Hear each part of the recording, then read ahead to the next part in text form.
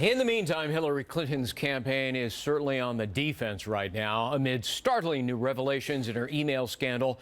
The FBI summary of its investigation showing that a laptop computer that held an archive of her emails when she was Secretary of State, poof, vanished. It went missing after being put in the mail. Well, her running mate, Senator Tim Kaine, defending her, while also admitting that Clinton didn't make the right choices. What these notes demonstrate is in very significant detail why the FBI chose not to go forward with any additional proceeding. She did make a mistake, and she made it by deciding she wanted to use one device rather than multiple devices. She's apologized for that. She said it was a mistake, and she's learned from it. One device? He clearly hasn't read the FBI notes. Katie Pavlich joins us, news editor of townhall.com and a Fox News contributor. All right, so he's way off by a factor of 13 on the number of devices she was using, and she got grilled on that by the FBI. So it was up to Chris Christie, Trump advisor, to try to straighten Kaine out. Here he is. All we know is that she's told us she had one device, and that's why she used her private email server, John. And now we find out this week from the FBI 13 different mobile devices and 5 different iPads, most of which are now gone. Is Kaine's misdirection, or dare I say it, dishonesty, if that's what it really is, the same thing that has been dogging the Hillary Clinton campaign, and he's not helping? Look, the cover-up continues. I mean, it's in black and white, the facts of the case and what the FBI found surrounding Hillary Clinton's email case. As you just stated, there were 13 devices that were used. There were 5 different iPads used, 3 of which were turned over to the FBI, 2 are missing.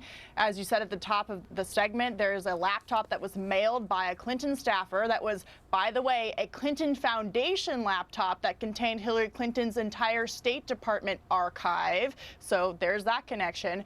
But it was put in the mail and somehow lost before it got to Hillary Clinton. I mean, the American people look at this and go, how is someone like this getting away with it? And then you add on to this that the Clinton archive was deleted and swiped 2 weeks after the New York Times revealed to the country that she was, in fact, using a private server. And if that's not intent, I'm not sure what is. What's really striking about these FBI notes of her interview is that she seems utterly oblivious about how to do her job in handling classified documents. She didn't know that C meant classified.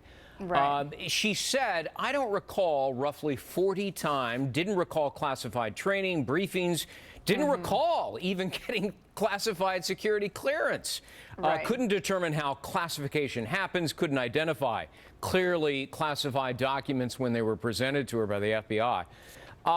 If she is not competent to handle classified materials as Secretary of State, how is she competent to be president?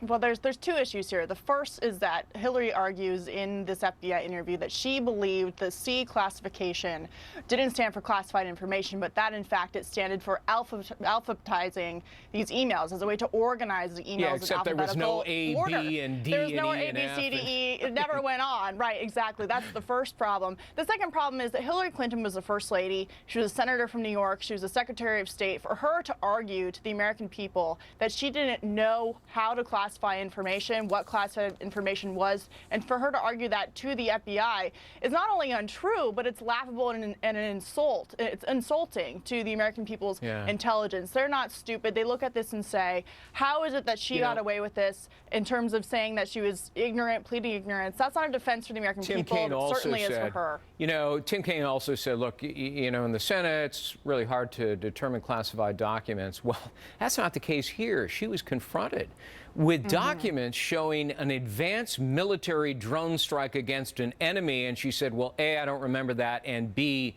gee, I didn't know if that was classified or not.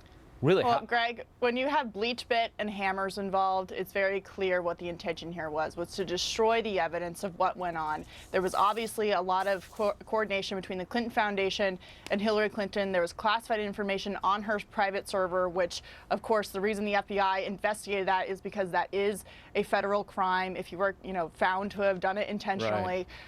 There weren't a lot of questions about intent here, but it's clear. Right, gross negligence. It's not just intent, gross negligence. Many of her Blackberries are still missing. I mean, you look at the details of this and you go, how is it that they came to the conclusion that she didn't deserve prosecution? Indeed. That's really the million-dollar question. Katie Pavlich, thank you for being with us this Labor Day. Thanks, Greg. Good to see you.